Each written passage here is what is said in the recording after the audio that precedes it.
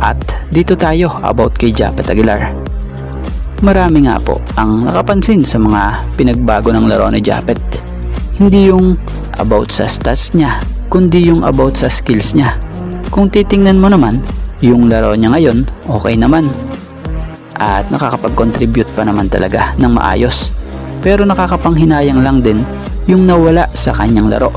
Yun bang pag-alis niya sa 3-point shooting niya na nooy maayos naman niyang nagagawa.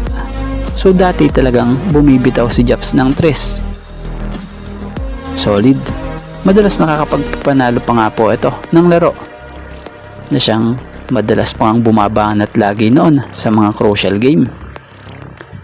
So maganda sana kung ibabalik niya yung tira niya sa 3 dahil isa din yan sa maaasahan, lalo pa ngayon na nagkakaedad na siya.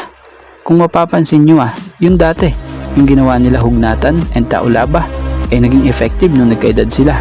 So sana ngayong may edad na si Japet ibalik din niya dahil effective naman nung ginagawa niya noon ito Bukod doon, bukod sa makakatulong sa sarili niya, makakatulong din ito sa kanyang team. Dahil halos nga kung tutuusin, kung tumira naman siya sa 3, possible talaga na mas malaking tulong ito para sa kanila. Hindi rin naman nagkakalayo yung ginagawa niya sa Hinebra kasi madalas bumabanat siya ng perimeter. So konting urong lang, 3-point area na.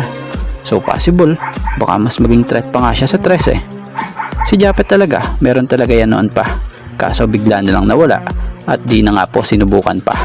Lalo na nung nawala si Greg sa lineup. Sayang lang din talaga at nawala yun ngayon sa laro niya.